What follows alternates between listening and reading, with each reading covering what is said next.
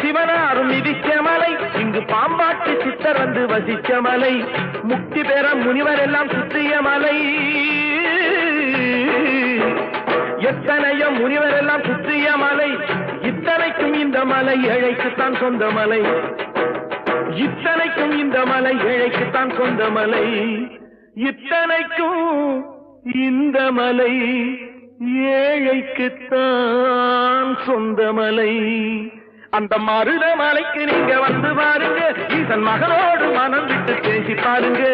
தீராத வினைகள் எல்லாம் தீர்ந்து போகுங்க, சத்தியமா சொல்லுறேன், தீராத வினைகள் எல்லாம் தீர்ந்து போகுங்க. அது தீராவிட்டால் வந்து என்னை கேளுங்க, அது தீராவிட்டால் வந்து என்னை கேளுங்க. மருத மலைக்கு நீங்க வந்து பாருங்க.